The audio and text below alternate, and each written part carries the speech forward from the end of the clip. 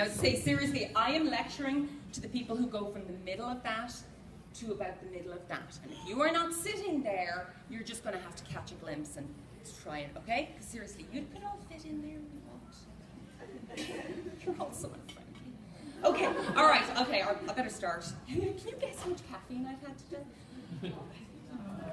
All right.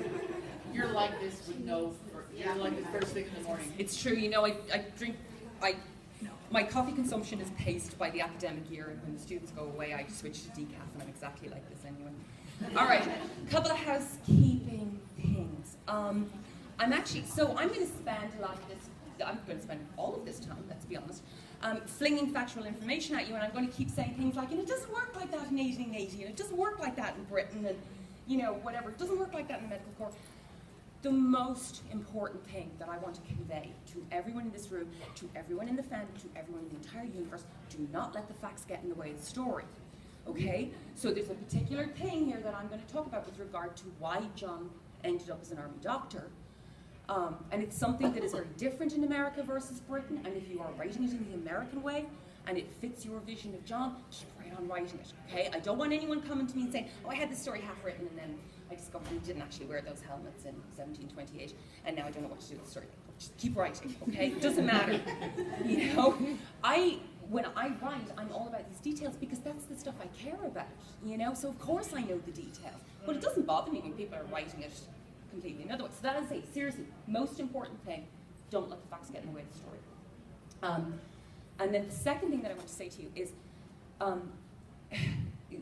the topics that I pick at cons to talk about are very much guided by the fact that we come to these cons, and as fans, we are completely fluent with the idea that you can pull any story you like out of the text and the author can't stop you. It doesn't matter what they, you know, his explicit, her explicit, their explicit meaning. You can draw meaning out of that they did not intend. But it's equally true that things that the author does mean to be explicit get lost over time or over cultural distances. And so I always feel like my sort of, you know, I'm the palate cleanser. Which is what, when we spent all weekend projecting, and I want to kind of in these presentations go, okay, let's step back to the people who were reading these stories as they were coming out. What were the things in these stories that would have been readily accessible to most of the readers that are not accessible to us? And it's very much one of these, I hear a lot of people saying, well, you know, there's no backstory, there's tons of backstory. The problem is you just don't know the signifiers for those backstories. So this thing is titled War History, but we're not actually going to go all the way from a sharpened stick to a tactical nuclear warhead. What I'm actually going to talk about, I'm in the sciences and we're not allowed to have, you know, you're not allowed to have colon basically in your title unless you're actually doing colon cancer or something. But if I was in the humanities, this would, you know, reading regiments in canon adaptations. Or then once you get to BBC, no, really, John, have you any idea what regiment you were in? And so what I'm going to do, the regiment name drops in canon, these are not just random, then he was in Regiment X and then he went to Regiment Y and who knows. There's backstory packed into this. Now I'm afraid the panel's description also says that I would talk about Arthur Morton, which is a big lie, because I don't care. And if I start talking about the Indian Mutiny, we are not getting out here before Christmas. So I'm not going to talk about Arthur Morton. I am going to talk, obviously, about John Watson. And I'm also going to talk about my new fixation, Sebastian Moran. Okay?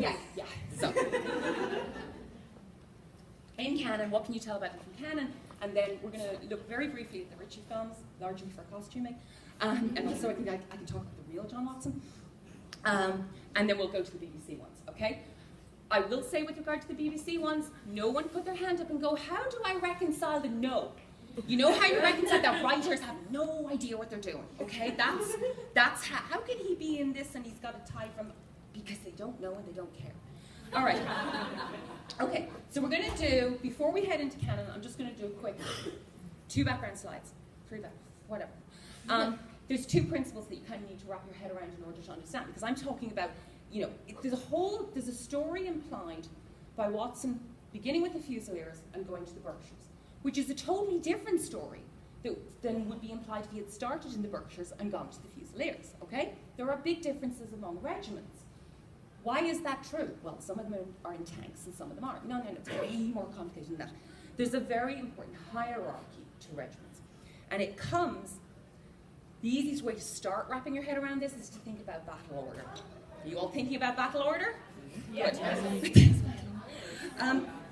Battle order is basically warfare's version of the formal dinner. It's, i.e., this is not usually how it's mostly done. But suppose you had a really special occasion and infinite resources and everything went exactly according to plan. That's what battle order is. And the battle order I'm illustrating for you is basically the one that was prevalent across Western armies, really from like 1800 right up until, you know, people are starting to have doubts in the First World War, and then by the Second World War they're yelling, let's take the feathers off the hats for a start. And so the basic map is, sorry, I'm going to go on this side of this here, that'll work. So the basic map is, closest to the enemy you have the infantry, and behind those guys you have the artillery, and behind those guys you have the cavalry. Then a bit further back you've got medical services, and behind them you've got the senior officers. Unless your senior officers are feisty. Oh, can I F in this panel? Is there? No. Yeah. Well, let's put it like, we'll go with fecking? Yes. Okay. Unless your senior officers are feisty little feckers, in which case they will swap places with the medical services, because if they're not, if they're behind the medical services, they're intense, the senior officers usually, you know, with the map spread out, and then people are moving markers as to what's going on, this kind of thing. But if they're feisty, they'll be on horses in front of the medical services. They're on horses so they can go if this goes badly. But yeah, and those are the people who later get tanks named after them. You know, Cromwell and Sherman, that's those guys. And then further back, you have basically everyone who's not actively playing in the battle. Servants, you know, officers' wives, officers' lunches, just the whole, this enormous, and there are particularly over the century that we're talking about, it was by no means uncommon for there to be 5 times as many people in that last blue block that there was in all the other blocks put together. Okay? These were the guys called camp followers. Yeah. Guys called camp followers, that didn't exist. That was your Batman, that was a different thing. Okay, hang on, where's the laptop? Right, so this is going to be, oh, I'm going to climb over this thing. So just so that you're like, I have no idea what that means. The basic battle order, the way it works is, you start off, your artillery bombard the other side.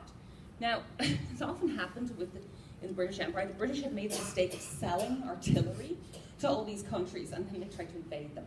So very often, the artillery on the other side is the same artillery that's on the British side, which means that if you are in range, if you're aiming for their artillery. I mean, obviously you're aiming for the senior officers, that'd be a real win, but you know, they're small. So you're aiming for the other side's artillery. So, but the problem is, in order to be in range of the other side's artillery, you are now also in range of their artillery. So what they actually do is they spend some indeterminate amount of time bombarding the other side's infantry, hence the expression cannon fodder. Okay? So at some point, the artillery, usually sooner rather than later, artillery guys are lunatics, they will either run out of ammo or interest, at which point you have a cavalry charge. And really, for the majority of the battles, over the majority of the years we're talking about, that cavalry charge is the real punch. That's the one where in many cases that battle is won or lost. You are attempting to get your cavalry to meet the other side's cavalry line, not on your territory. You want to get as far across the open space as you can, and then you want to push them back hard, okay? And if this works well, and given that this is battle order, it's working wonderfully, what happens is the enemy line, they've got artillery. They don't want to pull back past the artillery. It's slow to move, okay? So like, you can't just like grab the cannon and run. So you're pinned by your own artillery line and your medical services and your senior officers and your lunch. And so the enemy line will tend to thin out on either side, and that is where these flanking units, these are light cavalry, light artillery, you can't move that artillery fast, you've got a horse to pull it. They kind of come around the sides and stop the enemy line from spilling out on either side, okay? So that's how a battle works, ideally. The interesting thing is, you can basically superimpose another map on the same diagram, which is of social class. Infantry regiments are full of poor people. They're walking, you can tell they're poor. Behind them you've got the artillery. Now this is kind of an interesting bunch, because the guys who actually man the guns, they're not rich, but they do have skills, because they know how to man the guns. So you've got like some, you know, let's say basically skilled poor people in there, and also the guns are worth a freaking fortune. So that is a really important line because you do not want to lose those guns. It's going to cost you a lot to replace them, or as frequently happens, what will happen is the enemy will turn them around and start firing at your senior officers, and you're screwed. Okay. So, and then in the sort of light cavalry, light artillery, this would be people who would be, you know, they're not poor, they're not rich. Okay. The heavy artillery, I love this part. You go up the cost structure as the horse gets bigger, because it costs more and more money to keep that frickin' thing on the road. So the expense of a heavy cavalryman is greater than a light cavalryman. So the social status classes start to go up. Once the British Army did away with being able to purchase your commission in the army, this is where you find all the Duke's sons and everything. They're like, oh, I want to be a general. Oh shit, I'm actually going to have to fight a bit first. So they're in the cavalry, okay? Typically. Medical services are awesome because they're people like John Watson. These are people, being an army doctor, there was basically three classes of people: gentlemen, professionals, and everybody else. Okay. An army doctor, a lawyer, or a clergyman were really the only professions. And then Army and Navy, provided you got enough gold braid on you. Those were really the only jobs that you could do that would count as professions and still leave open the possibility that you could get back across the line into the, you know, the class of a gentleman, someone who did not work for a living. Okay? And so it's full of people who have good, solid breeding and not a penny to rub together. Okay? And explain why. Why is the army full of poor doctors? We'll get to it. God. I hope people brought snacks. Did you bring snacks? Okay. Senior officers. It used to be all the aristocracy in there, and then it's say they were like, we'd win more wars if we had really good generals. So they start promoting people up the ranks, but they're not promoting them like, they're not picking them out of the infantry, you know, and promoting them up. It's the officer class. And this is something, the class divide in the British Empire, in the Empire, but in the British Army was very distinct, very heavily policed, and it's something in the US Army today. You've got for people who have no idea how an army works, you've got two groups of people: the commissioned officers, and then you've got variously called warrant officers, enlisted men, other ranks, whatever. In the American Army today, 50% of commissioned officers started in the other ranks category. Okay? And so there's an enormous churning of social class, educational attainment, etc., across the American Army. In the British Army right now, that percentage is something like, it kind of depends on how you calculate this, but it's certainly not more than 17%, and it's probably more like 7%.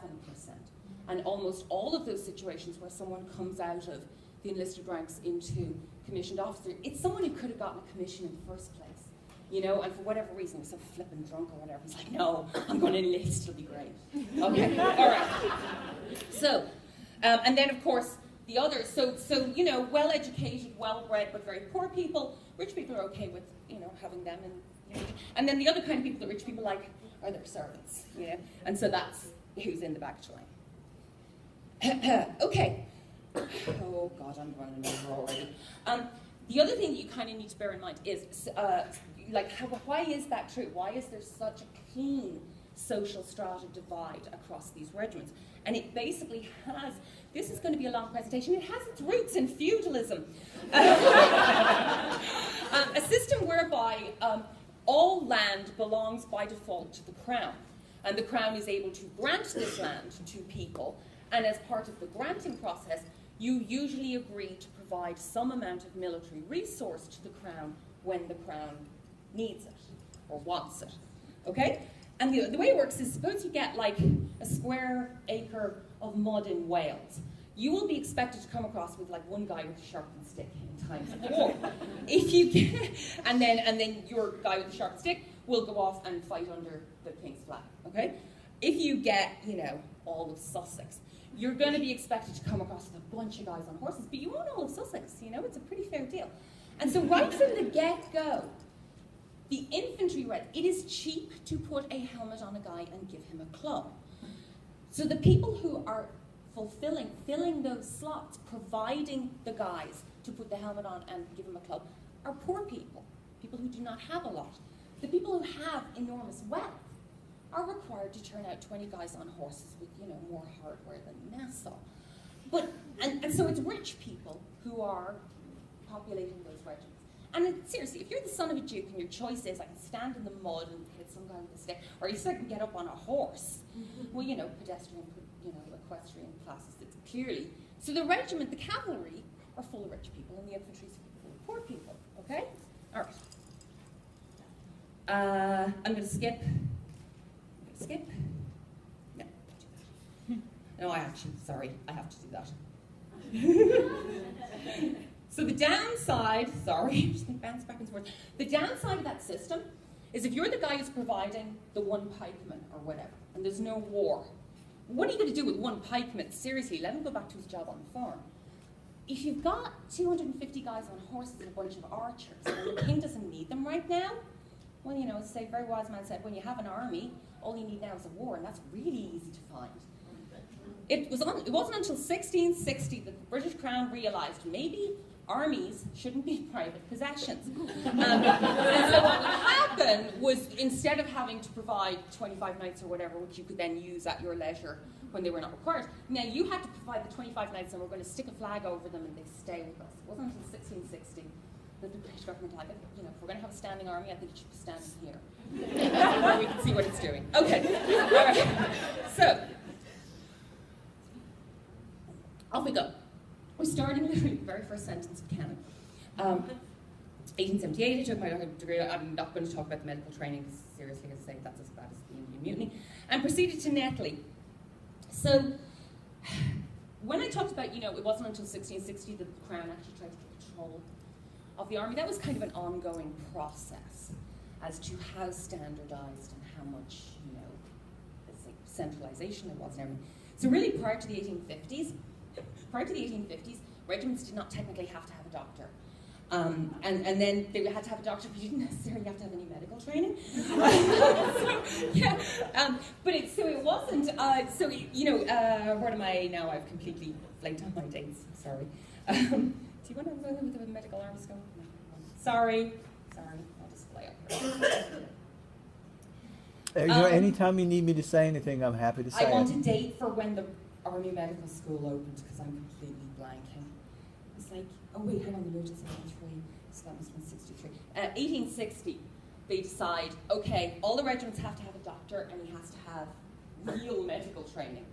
But we're not financing it. The regiment has to find and pay this guy. So you can imagine the standard of care across cavalry regiments. It's fine. And then they decided, okay, we're actually going to, and the training that the doctor had to have was a standardized training. And then, so they, I've totally forgotten. Somebody look it up on the internet what year Netley was built. They built Netley Hospital in Southampton to train surgeons for the army. And as I kind of ranted earlier, the thing here is that they were not in the army. They were not part of the army. They worked for the army. So they built Netley Hospital. It took 10 years to build because it got its own railway station, reservoir, gas works, and it had this enormous pier out so they could bring people in on boat up the river. And it was, at the time, it was a revelation. It was medicine being done I like to think of the years between about 1830 and 1900 is the time when the British decide they're going to put every facet of human endeavour everywhere on the planet on sound scientific footing, by force if necessary. Yeah. Construction started in 1856. Okay. Yeah, they say it took them 10 years, so that makes it 63, whatever. I have 1863, opened 11 March 1863. There you go. Yeah, all right. You guys don't care about the dates. You look the dates up on Google. And so it's this fantastic hospital. And it, Yep, you got it. and it came with its own semi-permanent Queen Victoria. If you go online and you just search Queen Victoria Netley, there are 5,000 pictures.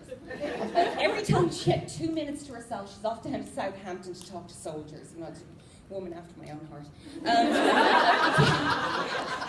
So this is, you know, and this kind of, they start off where they're like, okay, we have to train doctors. And then they're like, okay, we have to standardize the testing of doctors. So by 1873 was when basically there was now a standardized set of educational requirements for doctors. So John is one of the very first guys who gets some medical training, and then he goes to NECA for 11 months, and they train him in medicine specifically for the army. And army medicine doesn't mean exactly at the time what you might think. So, where people are like, John's an idiot. So look at those examinations. Physiology, surgery, fine. Zoology, botany. He would have known about major crop pests and how to treat them. Animal husbandry. I like the meteorology. You get that, you know, I'm the Dr. Harvest now.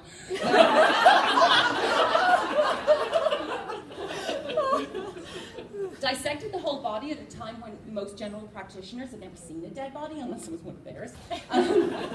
Really, only surgeons do full dissection at that point. But he had to have that. And then attended 12 midwifery cases.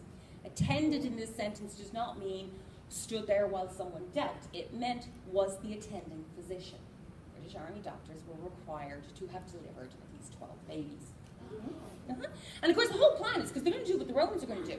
They're going to send the army out there, conquer shit, and then abandon them out there. And they'll have no choice but to turn it British. You know, and so they wanted all of the junior officers to basically have a passing knowledge of how to build a civilization. You know, and that way you'd abandon them out and wherever, and that's what they do. They did not have military rank. They had the natural authority of gentlemen over the enlisted, so that was nice. And say, as you said, they had authority over the medical staff. The medical staff. Okay, so the way it worked was most regiments, your general run-of-the-mill regiment would have a medical officer. That's John. And then he has an orderly, who's someone like Bill Murray. Bill Murray joined the army to fight. And then unfortunately he got attached to this doctor, and John's like, hey, I'll teach you some medicine. Okay, so over the medical staff, basically meant over some fairly low-ranking guy who would deal with the amputated limbs and stuff. Okay? And you'll notice that he had to sign up for 6 years in India. That was the minimum requirement. Okay? Why am I not clicking? Okay, so he finishes his studies and he gets attached to the Fusiliers. All right, what's a Fusilier? I love this. I'm such a bitch here. What's a Fusilier? A Fusilier is a soldier who carries a fusel. Okay, what's a fusel? It's a long gun that doesn't have a fuse. Seriously, the top one's a matchlock, where basically you have this little pan and you know, put gunpowder in the pan, there's a little hole drilled through to the barrel where the ball is, and then you have this smouldering piece of rope, which when you pull the trigger comes down into the pan, ignites the gunpowder explosion. The ball goes out the end. Now you can see, it's kind of hard. You've enough going on in a battle without having to worry about this burning piece of string. And it's particularly heinous if you're close to the artillery line. Because those feckers have the barrels of gunpowder lying wide open, so they're not wasting time taking the lid off every time. So, you know, it had its issues. Which is why then when the flintlock came in, this was fantastic. Because now instead of the burning piece of string, you have a flint. And the powder bowl is made of steel. That flint comes down there with, you know, whatever pressure behind it, ignites a spark, and you've got an explosion. And unless something is actually exploding, there's no fire. Okay? So the very first, when these came in first, these were expensive. And so the very first place, that's your, you know, because now there's flintlocks, so you can, you know, lean and be urbane in English, which you cannot do with a piece of burning string in your hand. And so, why did I make the infantry go away? I don't know. All right, sorry, I have no idea what this. I have no idea what this slide's even for. So one of the first places when the fusils were still expensive and relatively rare, one of the first places they put them was with the guys who were close to the artillery line. In fact, they had infantry guys in the artillery line. And they had two very important jobs.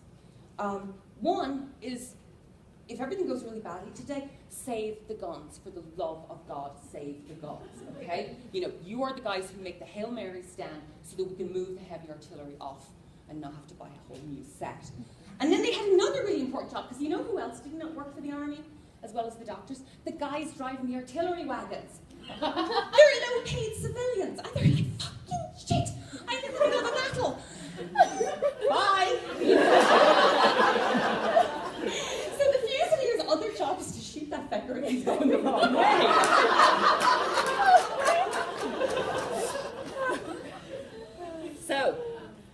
So John goes to the Fusiliers. Well, the Fusiliers are in the artillery line. So how well off are they? And they're on foot in the artillery line most of the time. Yeah, not so great, not so great. However, I have no idea what I was even going to say with that. John is not in a regular Fusilier regiment. He is in the Northumberland Fusiliers. The Northumberland Fusiliers, this is something, I can't even. This is something, you know, where when someone's reading this in 1880 or whatever, this is a story that they heard from their grandparents, and their grandparents heard the first half of the story from their parents. This regiment is a fucking legend in its own lifetime, okay? And it became a legend through essentially two battles. One is St. Lucia. The Northumberland Fusiliers had started off fighting in the colonies over here, and they got their asses kicked. Not always, but frequently. But they learned a lot. They are very possibly the first part of the British Army to realise that standing there in a straight line, firing is probably not the way to do it when you're in the countryside, you know? So they had learned some pretty hard lessons. And they find themselves on the island of Lucia, of St. Lucia. I can't, how do Americans say it? Lucia. Lucia, thank you. That's exactly the same as I say it. It's the same in British English. And they find themselves, 1,500 of them, on this little island with 9,000 Frenchmen. And they kicked their asses. And they kicked their asses because the French had not been fighting in upstate New York, basically, and were standing in straight lines and trying to get a square of them into this narrow bottleneck on a peninsula. Oh, the Fusiliers just fire the fuck out of them. Oh, sorry. Okay, so these guys, and at the time, we're going to talk about hats, because I love hats. The big thing, Fusiliers won the Battle of St. Lucia, and as a sort of an honour to them for having done that, the story was that the French guys all had white feathers on hats because they're French, you know. And the story was that the English had taken the feathers off the hats of the fallen Frenchmen and put them on their own hats because they're English. They'll do it if a Frenchman does it first. And so this thing, you know, so now they get to wear a white feather, like literally a feather in your cap. That's where the expression comes from. A feather in your cap. They get to wear this thing on the hat because they kicked the French at St. Lucia. And that's, you know, that's great. These guys are on a roll. Well, it's kind of a slow roll, but, you know. Because then 1811, that's my history boyfriend, Arthur Wellesley. First Duke of Wellington, well-known bootmaker. Okay, so then there's a battle, it's Napoleon's taken over everything, and there's a battle on the border between Portugal and Spain. And it kind of wasn't meant to be a battle. They've got, Wellington's got his camp like 9 miles up the road, right? And they know there's French out there somewhere. And the Fusiliers, because of the Fusiliers, and this has always been the story of their life, they're infantrymen, right? But through an amazing series of very unlikely events, they've ended up in possession of some artillery. I know, I'm not even. They've ended up in possession of some artillery. Is there someone using this room after us? Just yeah, all right, okay. They've ended up with some artillery, and then they are suddenly confronted by a very large number of Frenchmen. And this is a real panic situation because basically, as I say, Wellington's just down the road. If Wellington gets captured, this whole thing's going to go very badly. And I'm really short, very small number of Fusiliers, and they're like, I'm fed up looking at the artillery. Let's learn how to fire it. And once again, as I say, they kick the French guys' asses. To the extent that, you know, Wellington sort of swans by, because it's Wellington. They're like, the French are 9 miles up the road and they're coming for you. And he's like, okay, I'll go up and meet them.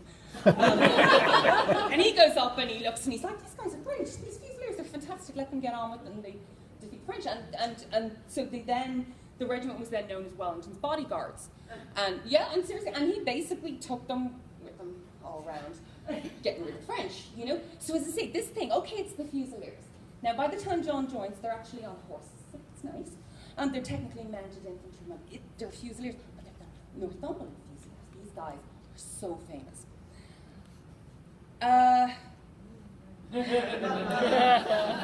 I've got it. So the part we're interested in is what can you tell about John? You can tell that John has a really bad gambling problem, or something. It's either that or the women, because he's in the Fusiliers, and then he gets removed from the Fusiliers and attached to the Berkshires.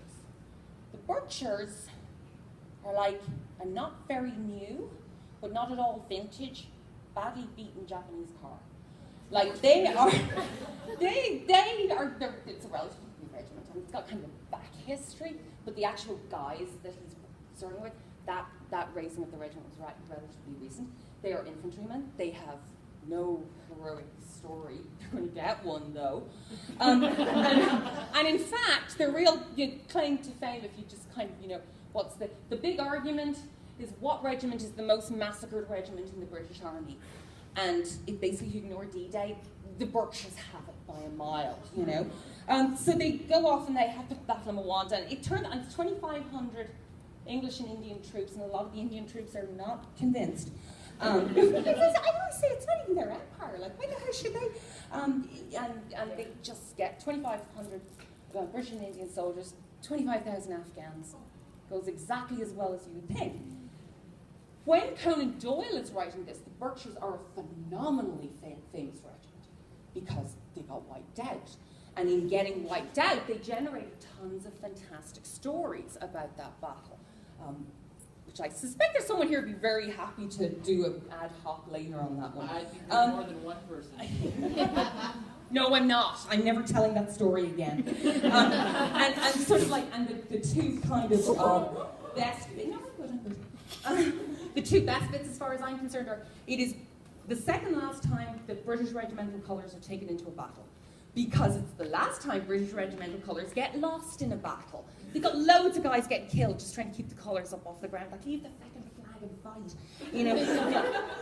And so that's, the regimental colours of the Berkshires were lost and have never been recovered. They are presumably still in a box somewhere in Pakistan or something, And then the other part is that you had a group of men who had taken cover in a walled garden, and the Afghan snipers have, are basically picking them off. And when there's 11 of them left, they're like, we'll charge them. So 11 guys charge out of this walled garden into an army of 25,000 Afghans. Anybody want to place a bet? Like they're English, but there's only 11 of them. And this is kind of, those two stories are actually conflated together in this picture where they have the colours, which were long gone by the time the 11 charged. And there's also a dog. It was 11 guys and a dog. The dog survived. The dog got wounded and made it back to Kandahar and ended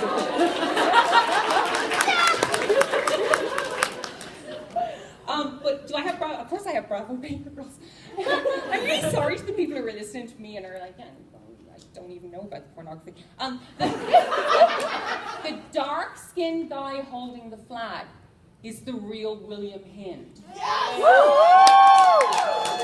He was one of 2 surviving officers in the group of 11.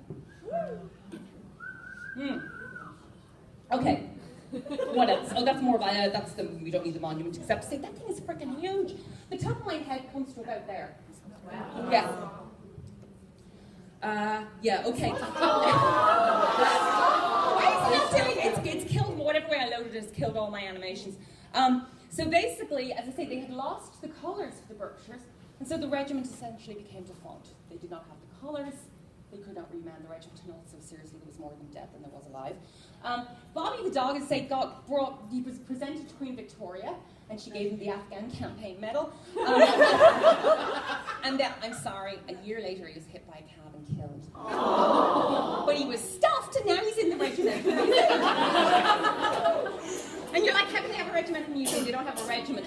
Anytime a regiment goes out of business, basically, some part of their name, their emblem or something gets passed down to a related regiment, which gets really funny at the end of this, if we ever get to the end of this. Okay. All right, before we leave canon, let's talk about this battle.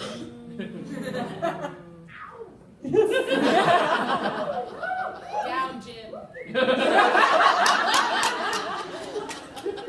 As far as I'm concerned, Sebastian Moran suffers what I refer to as Irene Adler syndrome, where he's in every flippant adaptation and he is nothing like he is in the books, okay? That's probably like the second most severe case on record. And this is fantastic because it's one of those times where, as I say, at the time, this backstory would have been fairly apparent to the majority of people reading these stories because these were not unknown place names or regiments or anything. So My beef is that they always show Irene as annoyed.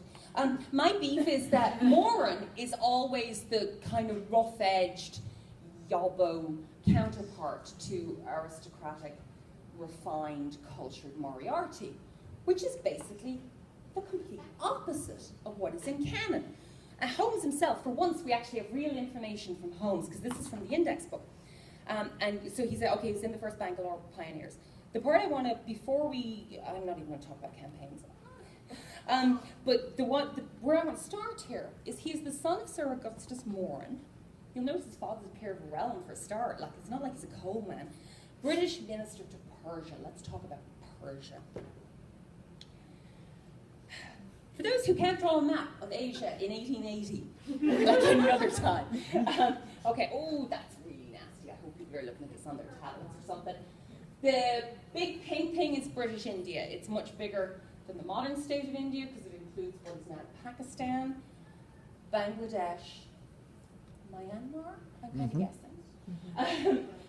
The little orange thing in there is Afghanistan, and that's Persia. And all of this is Russia. So Persia and Afghanistan are just the ones sitting in the middle seat on a plane, do you know what I mean? Like the Russians and the British, it's not that either of them particularly want Afghanistan or Persia, but if the other side gets them, the border is suddenly going to move up in a very unpleasant fashion. And so they kind of took two different tactics. In Afghanistan, there was a shooting war. It wasn't technically a British-Russian war, in the same way that technically you guys never went to war with Russia in Afghanistan. But it's basically the Afghans who are taking money from the Russians, versus the Afghans who are taking money from the Americans and the Americans, okay? And don't feel bad about making the same mistake as the British, because they always say, hey, the British made the same mistake as the British. They're back in it. In Persia, they tried a different tactic, which I usually refer to as aggressive tea partying. That means something very different. Yeah. It's different than you think. All right, aggressive dinner partying. How's that? That's a contemporary cartoon. It's referencing Afghanistan, but I'm sure Persia felt like they were in exactly the same position. So Henry Rawlinson was the guy who was the minister to Persia, the British minister to Persia, at about the time that Moran's father would have been minister to Persia.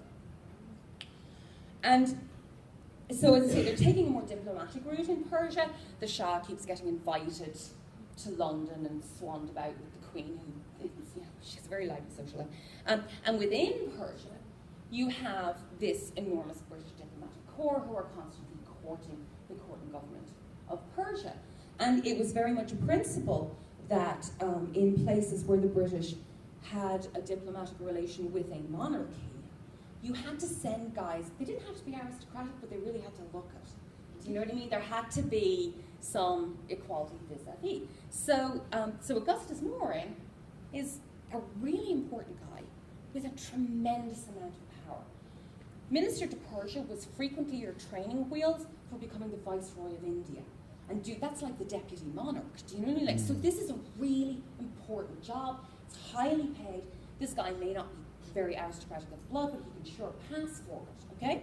And I mean, he's giving you, so, not so much the drunken coal miner. I have no idea why this slide is in every clip.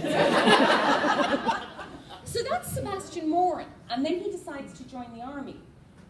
And he joins the pioneers. They're frequently, they were really called the Madras Pioneers, but they had been raised and then barracked in Bangalore, and they basically never left. So they became the Bangalore Pioneers. Oh, I know why that map was there. On this map, which is now missing half its tags, where do the pioneers appear? Not so much. If battle order is a formal dinner, the pioneers are the guys who go in and set up the tables and put the tablecloths on them. They are not, they end up in battles because that's the kind of fun guys they are, but their real job is to actually go and try and secure necessary water sources, this kind of thing, sort of food or whatever, for the army that is following them. Or the other thing that they would get used for is something where you're like, I really wish those revolting villagers or whatever were not revolting, but I don't want to spend the money of actually, sending infantry. because those guys are, you know, they're almost £1 for 150 of them. Whereas the pioneers are essentially free. We'll send them. Because the pioneers are not only really poor, they're not even white. It's a native regiment, what was referred to as a native regiment. And you don't need me to explain to you the class distinctions of race. Or if you do, where have you been ever? So, Morans in a regiment, these are very idealized pictures of pioneers because they're wearing footwear. And that hardly ever happened. Moran is in a regiment where there's probably 2 or 3 white officers and like 300 of these guys. And they go off rampaging about and having fun, including hunting tigers. This guy is not hunting tigers for relaxation. He is hunting tigers because they are vermin, because when a tiger gets old, instead of lying down and starving nobly, it starts eating people. And when that gets too challenging, it starts eating small people. And so Moran is when he's going down that drain after the wounded tiger. He's not doing this because he's a lunatic. He's doing it because if I don't do it today, I'm then going to have to work with a maddened man-eating tiger tomorrow. I'm going to get the job done. Okay? So Moran is in this, if you'll excuse my French, asshole of the end of the world regiment with a bunch of Indian guys. And one of the things I love, I totally subscribe to the idea that the British had an empire because they really love dressing up. And so here's a very civilized, this is actually a Sikh regiment, and it's very civilized, and you can see the 3 English officers, and you sort of can, I don't even know if you can see it in that picture, but that's, you know, that's very nice. It tended to go more like this. This is actually Hodson's horse. This guy sitting down, he's English as well. It's really hard to tell, you've got to squint. Because they just, you know, can you have beards in the army? Well, you can if you're in the pioneers. Or a native horse regiment, you can have any damn thing you like. Yeah, and so, you know, I love this picture to say it's not the Bangalore pioneers, but I just love the way the English guys are as emaciated as the Indian guys, and they're just out there going crazy, you know? And so that's where Moran is. So that's one of the places. That's one of the places where I'm like, there's packed backstory there. There's a backstory. Anyone reading those stories and goes, his father's the minister to Persia. Oh, and he's in the Bangalore pioneers. What the hell happened? And I'm particularly happy because then apparently he got thrown out. Colonel Dudley, the expression is he made India too hot to hold him. What are you doing? Like, I can't even begin to conceive of what being thrown out of the pioneers when you're white. I don't know.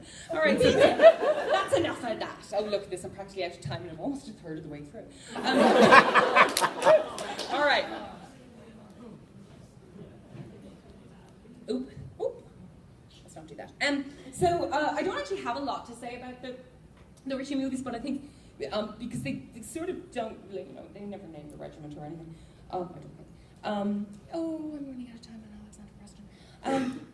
But I mean, I love this jacket. I basically before I'd ever seen the movies at all, I'm like, I don't care. He's wearing a cavalryman's jacket. I'm all over that. And the reason was because the army surgeons were not actually in the army, but you couldn't have them going around just dressed like a person, because then the enlisted guys would be like, what are you even doing here?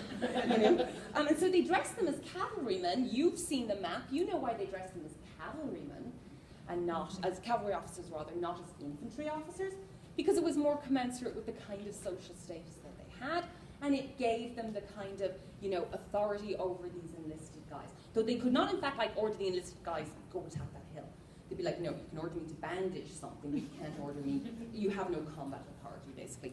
Hold on to that tight, because it's going to be really important in BBC. And so this is a group, this is actually from Egypt. This is a forward hospital run by the medical corps, and those guys standing behind the nurses are not cavalry officers, they are in fact doctors. Dressed as cavalry officers. I love this one. First of all, the guys on the left, you can see the guy sitting down is also dressed, it was a sort of light cavalry uniform as opposed to one that belonged from the heavy cavalry regiment, because they were richer. And I love this one. This is a ward matron and 2 nurses from Netley Hospital. And you will notice that the ward matron is wearing a bodice that is modelled on the cavalry officer's jacket. I love. Yeah, I know, exactly. Round of applause for the dress designer. I love it. Yeah. And you actually can't tell, you can't really see, the picture's not, the resolution's not good enough as to whether or not she is actually wearing, do people know what sweetheart pins are? Mm-hmm. Lots of regiments produce a basically jewellery version of the cap badge or of a campaign medal or something that is given to the wives or to women in support roles and that kind of thing. So it's very possible that picture was taken at Netley, but it's possible that she had been elsewhere. And then this one. Yeah, skip BBC, I hate it anyway. So this one, and once again in the Richie movies, this is fun because it actually, this kind of line of dialogue really made me think a lot about Arthur Conan Doyle and how much he hates John Watson.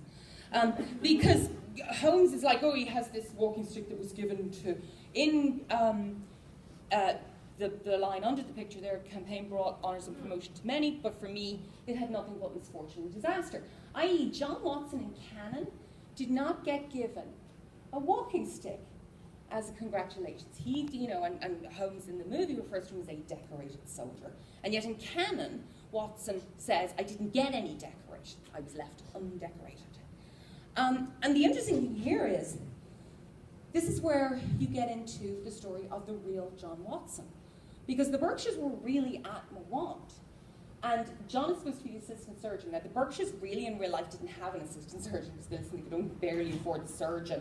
They didn't have enough to get an assistant. But there was a surgeon at the Battle of Mawant with the 66 Berkshires who was shot in the shoulder and both sort of upper back and the hip and was carried off the battlefield. On a gun carriage?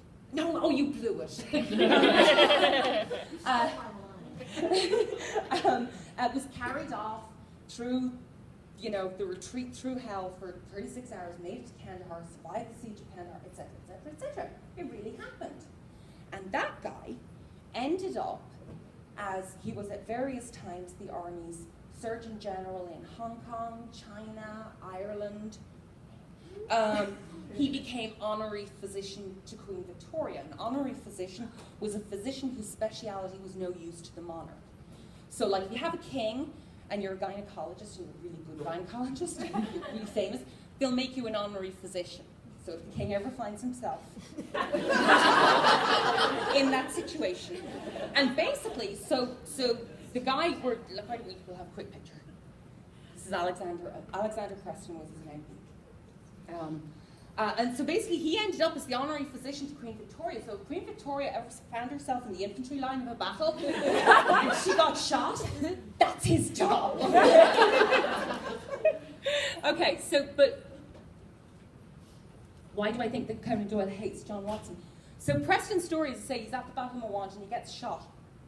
When that happens to John Watson, some enlisted guy, Murray, who vaguely knows some medicine, grabs him and sticks him on a pack mule. And he, gets him off the battlefield. When Alexander Preston got shot, they took him off the battlefield on a gun carriage. This is how they moved the coffins of monarchs. That's Winston Churchill on that gun carriage. So right from the beginning, Preston has this amazing, he gets shot and everything's going right. Because right there, he has this motif. He is taken off the battlefield as they take dead monarchs to Westminster Abbey. And then and also the guy driving the gun carriage is John Slade, who went on to basically kind of, just... Yeah. They're like, if you win another battle, you can just keep it forever. and so Preston, as I say, has this, I don't really have a sense of, but I think it's certainly possible that readers of reading the setup of John Watson would have known the name Alexander Preston. Because apparently then when he got back, so he's shot in the back, right, and they give him on the gun carriage, and they get into Kandahar, and then there's a month-long siege, during which apparently he decided he had enough of being shot in the back, so he got up and started practicing medicine. And he was mentioned in dispatches because he was the only medical officer, basically, who kind of made it all the way through without getting dysentery or bored or something. And so, as I say, so he has what could have been John's story, and he goes on to have this incredibly prestigious career. He was really famous. And John would say that could have been John's story. So why isn't it? Well, apparently because Arthur Conan Doyle wants to make him suffer, So I got no conclusion there. I'm just saying that's Alexander Preston. He really got shot in Mawant. They really took him off the battlefield on a gun carriage like a dead hero. And he went on to be a highly decorated soldier. So if anyone has the walking stick with it's got to be Alexander Preston who received those kind of, that kind of honours and decorations for the campaign. So oh yeah, we're not talking about siege, no, we're not talking about that. All right, let's talk about BC. I really saw, it's just doing crazy things. Okay. We can do this fast because I don't have to explain how it all goes together because it doesn't. John Watson apparently owns an RAMC mug. I assume the writers intended us to understand that he is in the RAMC. In 1898, they made the RAMC, well, they made it the RAMC, it got a royal in front of it, and it was amalgamated in as a corps of the army. And so Canon John would never have been Captain Watson. But John, regardless of whether you think he spends most of his time doing surgery or causing mayhem, either way, he gets the title captain, okay? I'm sorry, guys, I'm really running over. I'm not going to... The thing, in terms of, like, the characterization, the biggest difference between the American medical service in the Army and the British one is that the American Army will pay for you to get a medical degree. And the job I'm in, I actually work a lot with ROTC students who are pre-meds. And they are, almost without exception, minority students whose families are essentially first-generation Americans themselves. These are people who could not afford to go to med school in the US any other way. And so they typically tend to be people who intend to serve, it's something like a 5 or 7 year contract, and then get out of the Army and be a doctor. I've had maybe something like 30 of these students, and one of them has intended to be a career military doctor. The British Army are not going to pay you for the pleasure of going to medical school. The RAMC expects you to bring your own medical degree with you when you join. They do not pay for people to go to medical school. And so if your justification for John being an army doctor is because he wants a medical degree, and as I say, if that's the way you want to write it, God bless you. Just be aware that's not implicit in the BBC canon. On the contrary, John is someone who was able to afford to get a medical degree, and then he would have made more money if he had been practicing medicine in the NHS. He's like, fuck that, I'm going to go get shot at. It'll be much more exciting. Also, just in British English, the expression getting shot at for a living, that is not something you say of someone who is a RAF pilot or, you know, some guy who's doing logistics off it. That is what you say of guys who are getting shot at for a living. It's a very, do you know what I mean? It's not used metaphorically. Yeah. It is used very literally. The guys at the sharp end. Yeah, exactly. So that's the Royal Army. Yeah, but I'm basically making the point. Strangely, because the British Army is getting its medical degrees for free, it's extremely careful with them. A medical officer, well, I guess it really stems from the fact the RAMC is protected medical personnel, and in order to constitute protected medical personnel, your job has to be either wholly or substantially medical in nature. When you see these guys who are in a firefight and then someone gets hit and they're sticking bandages on him, that's not a medical officer, that's a regimental medic, because the regiments are not protected personnel, so they can make your job anything they like. It can be like you can do medicine all the time, or you can do medicine when someone gets hit, okay? So the fact that John is a captain means that he's a medical officer. He does not have a combat function. If he has a combat function, we are going to get put out of the Geneva Convention, okay? All right. And similarly, as before, he has authority over medical staff. He can certainly expect a salute or something from other people, but he can't tell anyone to fire there and set the bomb off, okay? They'd be like, do I tell you how to do surgery? Okay, season 1. It's fantastic. I'm like, okay, so he's in the RAMC, and then I'm like, this guy's a stone cold killer. I really hope that's not the first time he's killed someone, because he's laughing about it 2 minutes later. You'd like to think he had at least gone through several iterations before he reached that point. And yeah, and then it's, you know, here we go, the great game, and he's wearing the tie of the Royal. No, he's not. He's wearing the tie of the Queen's Dragoons, and this is the point where I am gone. We are gonna have a novel about this, because the Dragoons are awesome. So it's a cavalry regiment, and boy, they are at the top end of the cavalry. Okay, they're not actually heavy cavalry. They're kind of like really rich guys who like slumming it as medium weight cavalry. But like how well off are they? Well, let's put it like this. For many years, they were known simply as the Queen's Bays, because they were the first regiment to decide, let's get matching horses. And the other thing is, you can't go on a cavalry campaign with a horse, okay? Because at some point, that horse is going to be like, I'm done for today. So every guy in the regiment was big, and the government's like, we're not paying for horses, you know. And so every guy in this regiment is well off enough to buy himself a string of 3, 4, 6, 12 matched bay horses. And I love that painting of them at Lucknow, and all you see is these brown horse butts. Like many cavalry regiments, between the wars, they became an armoured. They were a light armoured division in North Africa. They had a whale of a time. And they are now part of the Royal Armoured Corps. And they're off in Afghanistan, driving around in tanks with incredibly posh accents. Yeah, I love it. Could you get me a target on that? Oh, I say, that's a bit unfair. I know it's a big digression. The big difference between British and American soldiers, listen, these guys are all shit tough. These guys are all brave. They're all mad as loons. But when Americans get shot at, they go, what the motherfucker? And the British guys go, I say, what was that? And they do exactly the same thing. It's just the Americans are expected to act really aggressive about it. And the British are expected to act like they'll get to it in a minute.